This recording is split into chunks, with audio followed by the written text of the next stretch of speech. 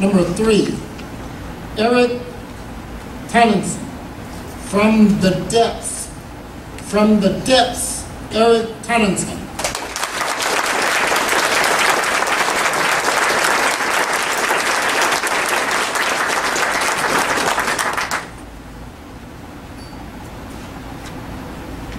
I can still hear his words. He pleaded, "Eric, you have to just pull the plug."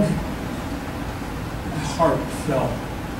You see, Brian was one of those rare friends you'd do just about anything for, yet I was torn. How do you know if you have the heart to help a friend die?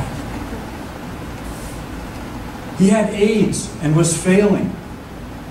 I ached to do what was right, but I didn't know if I could. He wanted me to assume medical power of attorney so that if he became unviable, as he put, I would help him end his life. It was testimony to our deep friendship that I agreed, even though I knew what it might mean. With as much as a death sentence hanging over his head, Brian was losing ground every day. A stereotypical Southern California surfer, he could no longer even paddle out to meet the waves. An athlete who could surf for hours now needed a buoy to stay afloat.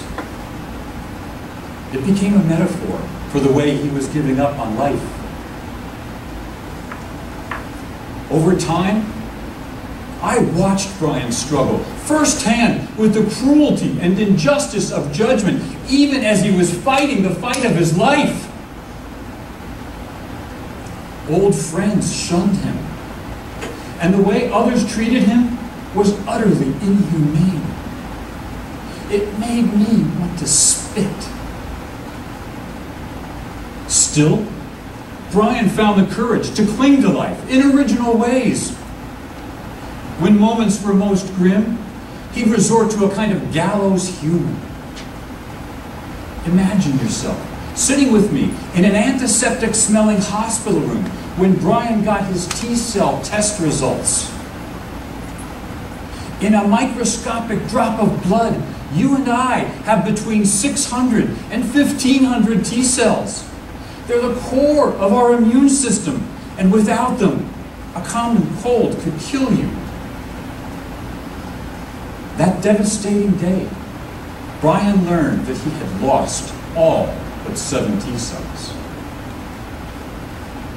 So he decided to name each one, to claim them as his own. At first, he took the low road.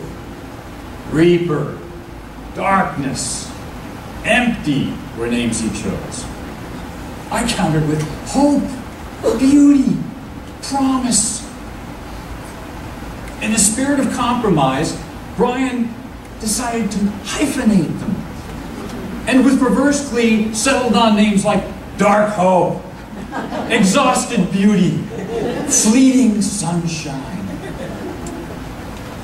It was in that twisted moment that I saw Brian's willingness to shift his focus from sinking to at least treading water.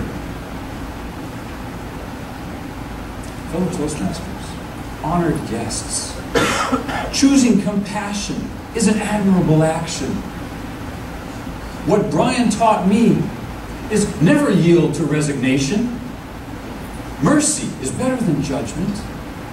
And don't give up on friends, even when they give up on themselves. Weeks turned into months, and months into seasons, during which I encouraged and at times outright bullied Brian to consider new treatments, to recall all he'd accomplished, and remind him of what he had yet to do. At his lowest point, he dwindled to 108 pounds. Normally an imposing figure in the surf, Brian was simply wasting away. Do you know what it's like to look into a friend's empty cupboards?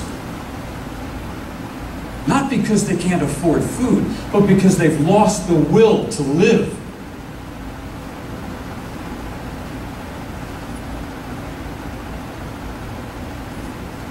Think about it.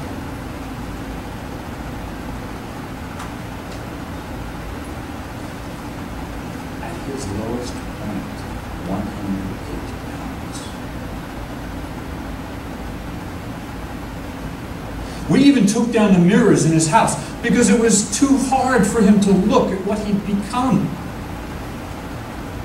While you were celebrating the start of a new millennium, Brian was swirling in another vortex. I've learned that even when a man has lost his friends, the support of his family, the very essence of a life he loved, there's always something to hold on to. There's still humor and the deep connections that give our existence meaning. And it has forever changed my perspective on life. Think about a close friend. What would you be willing to do for them? 12 years after Brian couldn't see himself alive in 6 months, he's found grace, even joy in everyday moments. He may not be surfing, but he's strong enough to take his dog to romp at the beach. He now revels in a full-time job, and he's re-engaged with living. Periodically, when he has a lousy day at work, he calls and blames me. And I smile. To this day, Brian tells me, "You screwed up my plans, dude." Yes, I suppose I did. Because I've seen other Brians who just gave up. Some simply because their friends abandoned them. You might think the possibility of pulling the plug on Brian was a burden. Quite the contrary. With unfathomable pride, I was privileged to share in Brian's journey, one that proves life swells with care and perseverance. I tell you this so you can be the buoy that keeps someone's life afloat. Isn't that what we're here for?